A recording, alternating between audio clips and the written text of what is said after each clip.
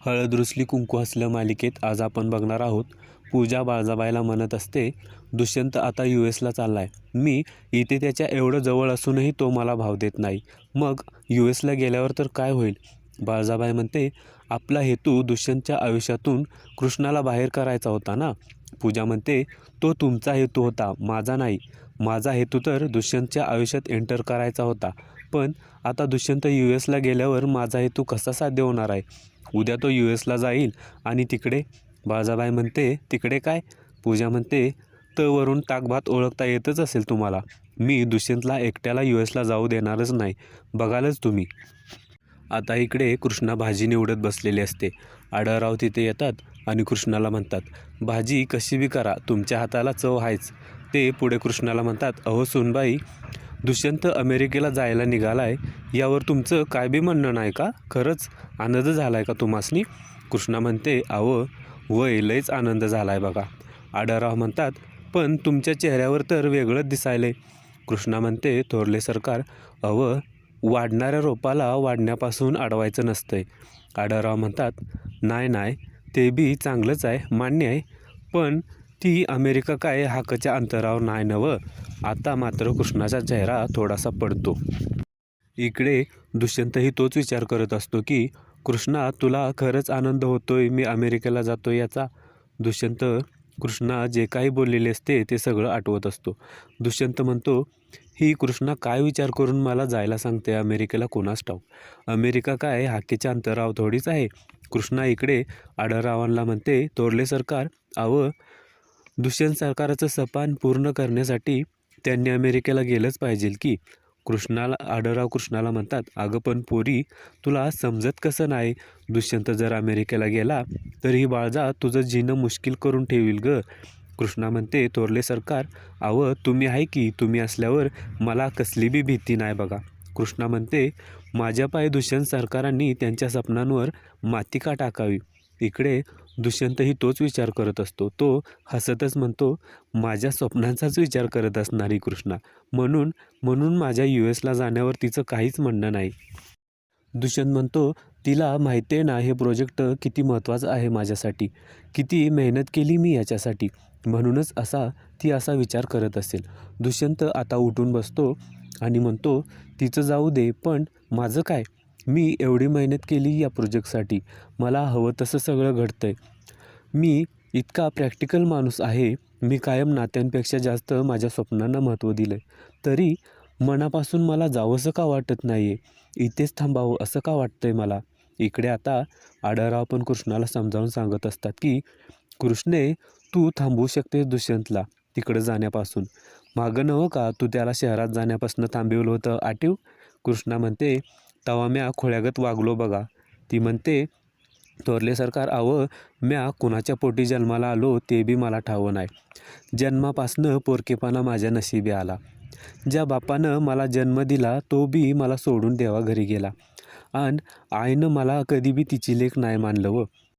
कृष्णा पुढे म्हणते, थोरले सरकार, माझ्या जवळची माणसं अशी लांब जायची सवयच झाली बघा मला. आता थोरले सरकार म्हणतात, अगं मग तरी पण तू दुष्यंतला एकट्याला का जाऊ द्यायला लागलीस? तू पण जा ना त्याच्या संग, बघ ना बोलून त्याच्यासोबत, तुझा सबूत नाही टाळणार तो. कृष्णा पुढे आढळरावांना म्हणते, मला सांगा, जर मी तुमचं ऐकून अमेरिकेला गेलो तर इथं तुमची काळजी कोण घेणार आबा? आबा हा शब्द कृष्णाच्या तोंडी चुकून आलेला असतो. आढळराव म्हणतात, काय काय म्हणालीस? कृष्णा म्हणते, सॉरी थोरले सरकार, आबा असं चुकून आलं हो तोंडात. थोरले सरकार म्हणतात, काही गोष्टी चुकून येत नसतात वाटावर, त्या मनात असलेल्या अंतःकरणातून बाहेर येतात. ते कृष्णाला म्हणतात, तू काय तुझ्या बाला आबा म्हणायचीस वय ग? कृष्णा म्हणते, म्या बा म्हणायचो. आढळराव म्हणतात, तुझा त्यो बा आणि मी आबा, आम्ही दोघं बी तुझ्या पाठीशी कायम आहोत. इतक्या वर्षातनं आबा ही हाक कानावर पडली, नाहीतर नुसतं मोठे सरकार, थोरले सरकार, ह्यो पोटचा लेक असून बी त्यानं कधी हाक नाही मारली. असं म्हणत आढळराव थोडे भावूक झालेले असतात. त्यांच्याही डोळ्यात पाणी येतं. थोरले सरकार आता डोळे पुसतच कृष्णाला म्हणतात, तवा आता या आबाचं सगळं ऐकायचं. चला उठा आणि जा दुष्यंतला जाऊन लगेच बोला. कृष्णा म्हणते, आबा संसार म्हणलं की बाई आणि पुरुषानं एकमेकांनी धरून चालायचं असतं. एकमेकांच्या हक्काचा खांदा बनायचा असतंय. एखादं पुढं जात असेल, नाव कमवत असेल तर दुसऱ्यानं स्वतःच्या स्वार्थासाठी त्याच्या आड नाही यायचं. आणि म्हणूनच मला दुष्यंत सरकारांच्या बरकतीच्या मार्गाआड यायचं नाही. दुष्यंतही तोच विचार करत असतो. तो म्हणत असतो, कृष्णा, आजवर प्रत्येक गोष्टीत तू माझी साथ दिलीस. आपल्या नात्याचं भविष्य काय आहे ते अजून मला कळालेलं नाही, पण एक गोष्ट नक्की आहे, मी पण तुझी साथ नाही सोडणार. And this is my final decision. Dushyant आता व्यायाम करत असताना त्याला त्याच्या मित्राचा फोन येतो, चार्लीचा. आता तो म्हणत असतो, दुष्यंत, तू अमेरिकेला जाणार आहे असं समजलं. तो दुष्यंतला कॉंग्रॅच्युलेशन्स म्हणत असतो, पण दुष्यंत म्हणतो, हो, पण मी अमेरिकेला नाही जाणार. मी कृष्णाला सोडून कुठेही जाणार नाही. चार्ली म्हणतो, दुष्यंत, तू हे असं का बोलतोय? तू फक्त तुझ्या वाईफसाठी जाणार नाहीस का? दुष्यंत म्हणतो, ती फक्त वाईफ नाही माझी, ती या घरची लक्ष्मी आहे. चार्ली म्हणतो, हा तोच दुष्यंत आहे का प्रॅक्टिकल विचार करणारा? दुष्यंत म्हणतो, चार्ली, असं समज की या गावातल्या मातीनं बदललंय मला. असं म्हणून तो फोन ठेवून देतो. कृष्णानं दुष्यंतचं हे सगळं बोलणं ऐकलेलं असतं. कृष्णाला खूप दुःख झालेलं असतं. आता बाळजाबाई कृष्णाला जोरात ओढत तिच्या रूममध्ये घेऊन जाते आणि कृष्णाला म्हणते, माझ्या दुष्यंतच्या मागं अमेरिकेला जाण्याचा, त्याच्या वाटत अडवं येण्याचा प्रयत्न देखील करू नको, कारण एकतर तू अडाणी आहे, तुझा तिकडं निभावी लागणार नाही. असं म्हणून बाळजाबाई कृष्णाला धमकावते. दुष्यंत बाहेर आता अंगणात शेकोटी करून विचार करत बसलेला असतो. कृष्णा दुष्यंतजवळ येऊन बसते. ती दुष्यंतच्या खांद्यावर हात ठेवते आणि म्हणते, दुष्यंत सरकार, माझं ऐका, स्वतःला परदेशात जाण्यापासून रोखू नका. ती दुष्यंतला म्हणते, ज्या वचनापायी डोळ्यात अश्रू यायले त्या वचनाला एवढं महत्त्व का द्यायचं, सांगा बघू. दुष्यंत म्हणतो, मी एकदा दिलेले वचन कधीच मोडत नाही. कृष्णा म्हणते, मग म्या तुम्हासनी त्या वचनातून मोकळं केलं तर? कृष्णा म्हणते, म्या मनापासून सांगायलोय, मला दिलेल्या वचनात अडकून राहायची काय बी गरज नाही. म्या तुम्हाला मोकळं करतोय या वचनातून. कृष्णा आणि दुष्यंत दोघेही उदास झालेले असतात. दुष्यंत आता कृष्णाचा हात धरतो आणि तिला थांबवतो. तो कृष्णाला म्हणतो, इतकं नितळ आणि निर्मळ मनाचं कोणी कसं काय असू शकतं कृष्णा? इतकी निस्वार्थी कशी आहेस तू? इतक्या सहज मला सातासमुद्रापार अमेरिकेला जायला सांगते, माझी स्वप्न पूर्ण व्हावीत म्हणून. तू गावच्या मातीत रुजलेलं निर्मळ मनाचं सोनं आहेस. कृष्णा म्हणते, तुम्ही मला सोनं म्हणाला यातच म्या भरून पावलो. पण दुष्यंत सरकार, लग्न म्हणजे बेडी नाही हो. पिंजऱ्यात अडकलेल्या पक्ष्यावानी तुमची होणारी पडपड म्या नाही बघू शकत. तुम्ही मला अंतर न देण्याच्या नादात तुमच्या सपनांना अंतर देऊ नकासा. जावा तुम्ही, ऐका.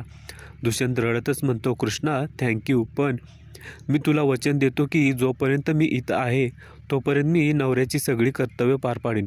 दुष्यंत पुढे म्हणतो, मी कुठंतरी वाचलं होतं की चांगली मैत्रीण बायको होण्यासाठी खूप नशीब लागतं, पण ज्याला आपल्या बायकोमध्येच मैत्रीण सापडते ना, त्याच्यापेक्षा भाग्यवान दुसरा कोणीच नाही.